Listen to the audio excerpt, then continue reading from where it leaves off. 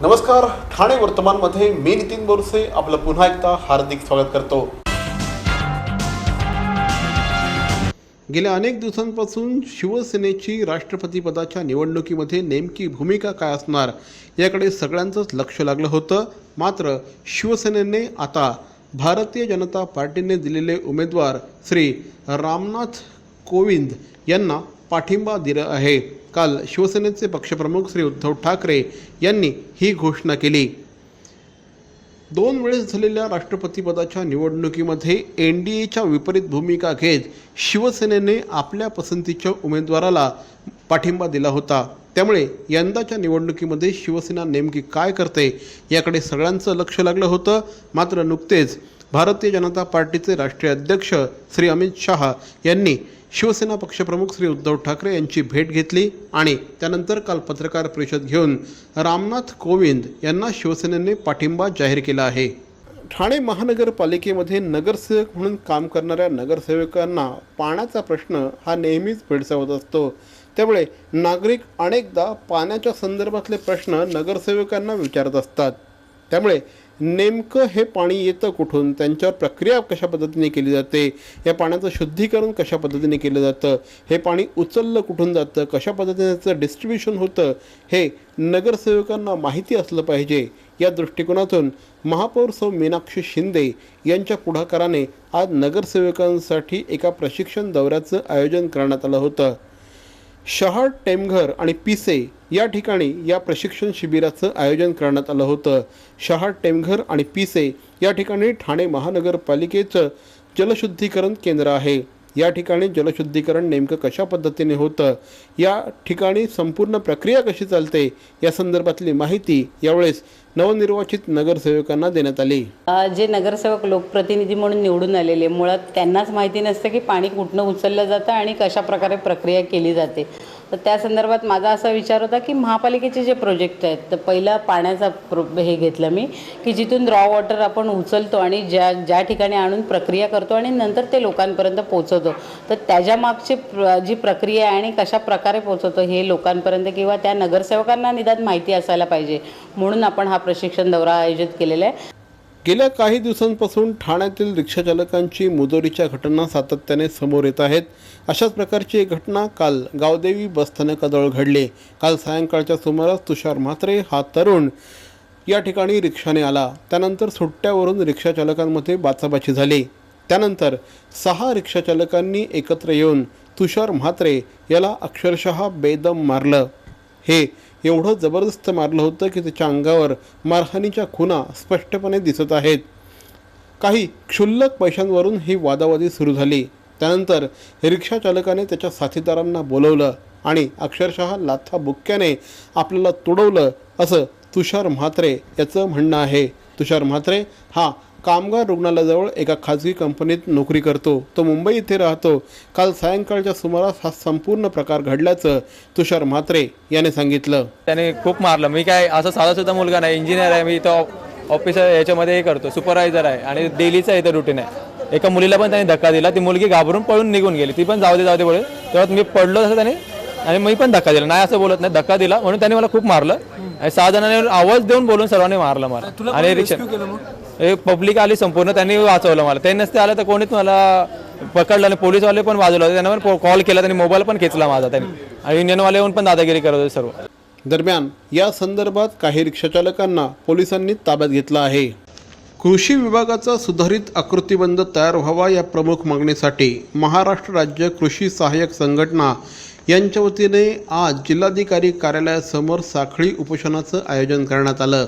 राज्य शासनाने स्वतंत्र मृदू आणि जलसंधारण विभाग स्थापन केला आहे। याबाबत 31 मे रोजी आदेश काढले आहेत। यामध्ये कृषी विभागातील काही पदं नवीन विभागासाठी वर्ग करण्यात येणार आहेत।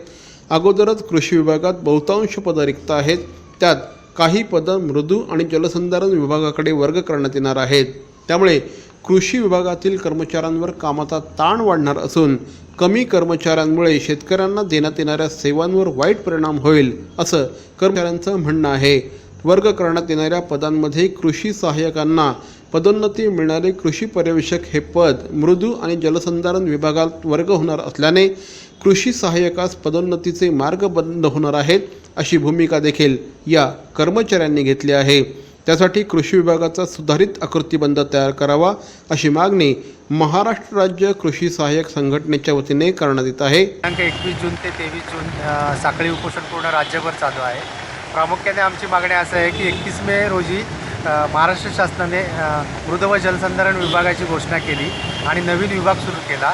या विभागासाठी कृषी विभागाच्या कुठल्याही कर्मचाऱ्याला किंवा संघटनेला विश्वासात न घेता 40% जी पदं आहेत ती परस्पर वर्ग करण्यात आलेली आहे आणि यामध्ये पदवर्ग झाल्यामुळे कृषी विभागाचा जो आकृतिबंध तयार पाहिजे तो कुठल्याही प्रकारचा कृषी विभागाचा आकृतिबंध न करता पदवर्ग केल्यामुळे कृषी विभागात जे काही राहिलेला स्टाफ आहे त्याच्यावरती इतर रिक्त पदांचा जास्त ताण पडल्यामुळे सहाय्यक हे जे आमचे पद आहे त्या कृषी सहाय्यक या पदाला न्याय मिळणार नाही, कारण की सामान्य प्रशासनाचा जो GR आहे त्यानुसार प्रत्येक कॅडरनंतर एक पदोन्नती असावी आणि ती पदोन्नतीपासून आमचे सर्व बांधव कृषी सहाय्यक बांधव वंचित राहतात आणि त्यासाठी आम्ही हा राज्यव्यापी आंदोलन केलेलं आहे।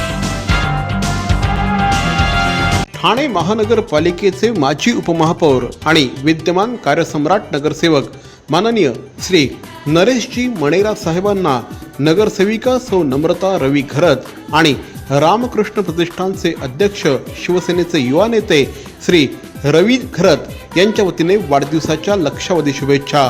पुनश्च एकदा ठाणे महानगरपालिकेतील ज्येष्ठ नगरसेवक माजी उपमहापौर माननीय श्री नरेशजी मणेरा साहेबांना रामकृष्ण प्रतिष्ठानचे अध्यक्ष युवा नेते श्री रवी घरत आणि नगरसेविका सौ नम्रता घरत यांच्या वतीने वाढदिवसाच्या हार्दिक हार्दिक शुभेच्छा। निसर्गातल्या कणाकणात ईश्वराचा वास, फुला फुलातून दरवळणारा मोहक मंद सुवास, याच सुगंधातून वसे पूर्णत्वाचा ध्यास, देवभक्ती अगरबत्ती दे आनंद हमखास। विविध सुगंधात उपलब्ध पितांबरी देवभक्ती अगरबत्ती आजच आणा घरात। ठाणे महानगरपालिकेचे माजी उपमहापौर विद्यमान ज्येष्ठ नगरसेवक श्री नरेशजी मणेरा साहेबांना श्री दिलीप ओवळेकर आणि नगरसेवक श्री सिद्धार्थ ओवळेकर यांच्या वतीने वाढदिवसाच्या हार्दिक हार्दिक शुभेच्छा। पुनश्च एकदा शिवसेनेचे घोडबंदर रोड विभाग प्रमुख श्री दिलीप ओवळेकर आणि नगरसेवक श्री सिद्धार्थ ओवळेकर यांच्या वतीने माजी उपमहापौर आणि कार्यसम्राट नगरसेवक श्री नरेशजी मणेरा साहेबांना वाढदिवसाच्या हार्दिक हार्दिक शुभेच्छा।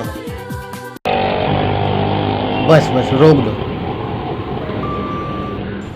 कितने हुए भाई साहब? सर 55 रुपये। 55 रुपये? हाँ ये लीजिए। सर छुट्टे नहीं हैं। छुट्टी तो मेरे पास भी नहीं है। तो एक काम कीजिए सर, UPI के किसी भी एप्लीकेशन से आप पे कर दीजिए, मेरा वर्चुअल ID पीछे लिखा हुआ है। अच्छा ओके ओके।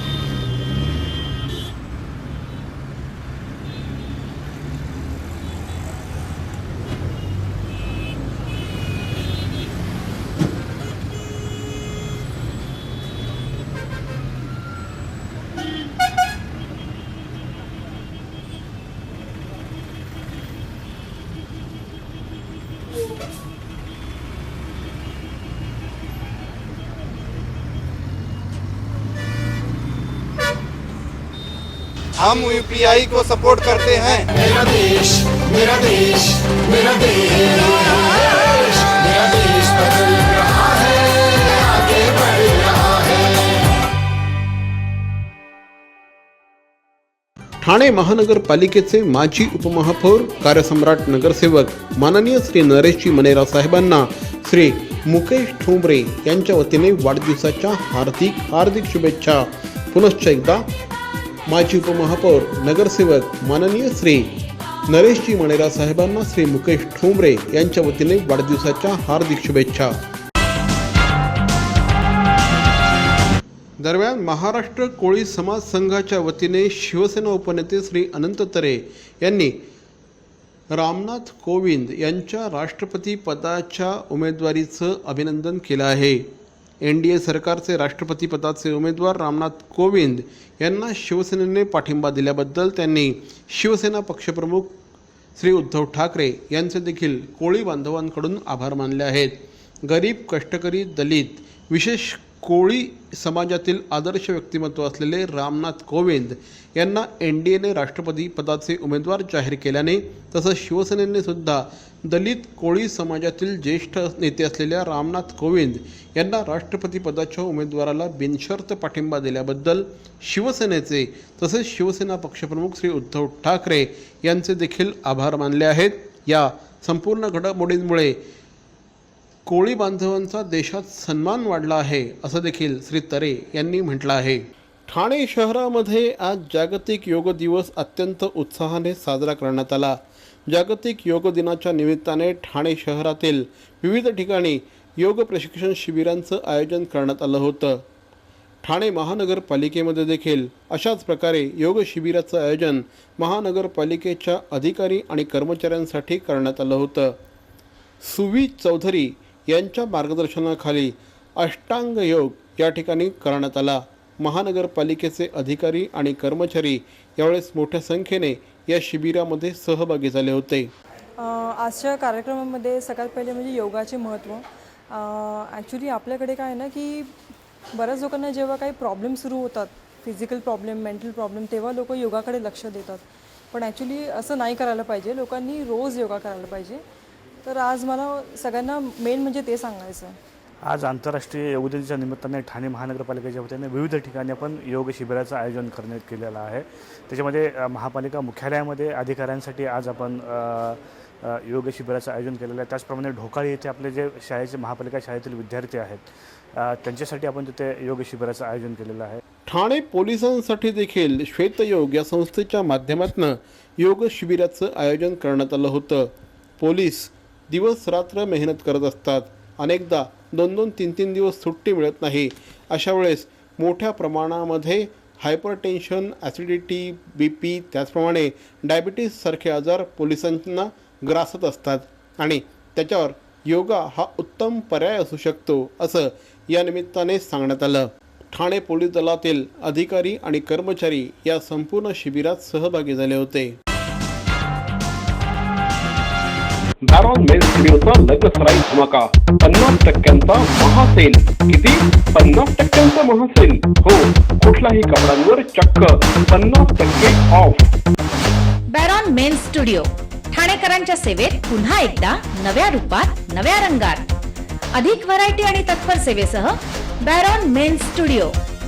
एथनिक मेन्सवेअरचे भव्य शोरूम.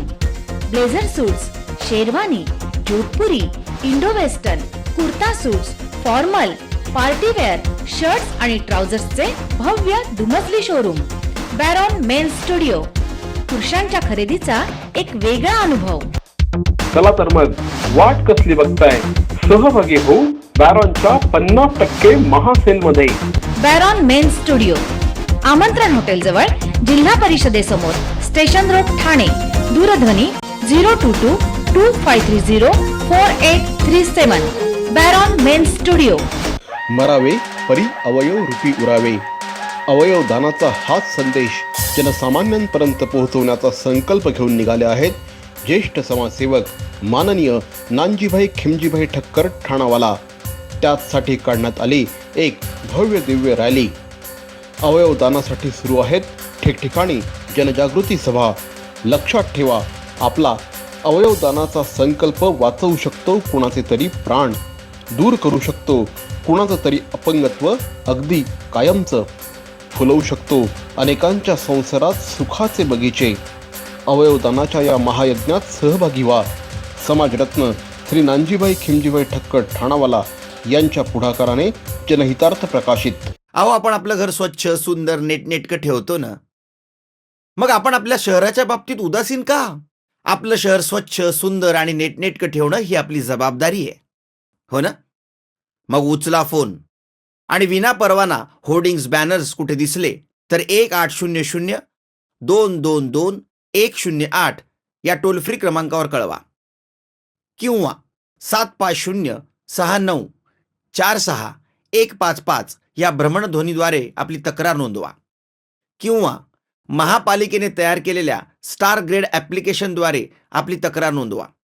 त्याची दखल त्वरित घेतली जाईल. लक्षात घ्या, आपला छोटासा सहभाग आपलं शहर स्वच्छ, सुंदर आणि नेटनेटकं बनवू शकतो. जसं आपलं घर तसं आपलं ठाणे शहर.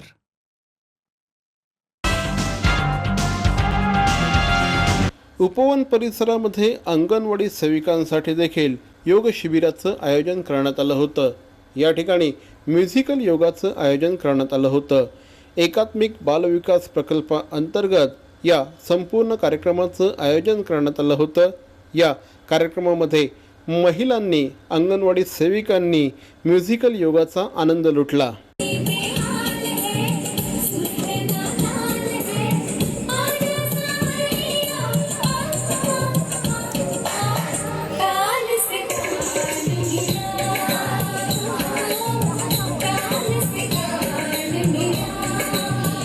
म्हणजे गेल्या वर्षी आम्ही याची सुरुवात केली होती मॅडमच्या मार्गदर्शनाखाली आणि आम्ही ते सतत त्याचं चालू ठेवलेलं कार्यक्रम आणि आज परत या दिवशी परत 1 वर्ष झालं आहे. त्यासाठी परत एकदा आम्ही हा वेगळा प्रकार योगा, डान्सिंग योगा करायचं ठरवलं होतं. ठाणे शहरातील 3 हात नाका येथे असलेल्या सिग्नल शाळेमध्ये देखील आज जागतिक योग दिनानिमित्त योग शिबिराचं आयोजन करण्यात आलं होतं. या ठिकाणी विद्यार्थ्यांमध्ये एकाग्रता वाढावी या दृष्टिकोनातून या योग शिबिराचं आयोजन करण्यात आलं होतं. या योग शिबिरामुळे विद्यार्थ्यांची एकाग्रता वाढली असं या निमित्ताने सांगण्यात आलं. प्राणायाम, ओंकार, सूर्यनमस्कार आदींचं प्रशिक्षण यावेळेस विद्यार्थ्यांना देण्यात आलं. आणि मुलांना योगामुळे बराच फरक पडला आहे मुलांमध्ये. त्याच्यामुळे मुलांची एकाग्रता वाढली आहे आणि मुलं एका जागेवर बसून आता बरंच शिकतायत आणि व्यवस्थित सगळं योगा करतायत आता. तर मंडळी, या होत्या आजच्या ठळक बातम्या. ठाणे वर्तमानच्या माध्यमातून आम्ही ठाणे शहरातील वित्तम बातमी आपल्यापर्यंत पोहोचवण्याचा प्रयत्न करतोय. अर्थातच आपल्या सहकार्याची गरज आहे, तेव्हा आपल्या सूचना आणि समस्या आम्हाला जरूर कळवा. आमचा पत्ता ठाणे वर्तमान, Dadoji Konde stadium, shop number 16, काटन रोड, ठाणे पश्चिम. दूरध्वनी क्रमांक 9820939420. तर मग पुन्हा भेटू उद्या याच वेळी याच ठिकाणी ठाणे वर्तमानमध्ये. तोपर्यंत धन्यवाद. जय हिंद, जय महाराष्ट्र.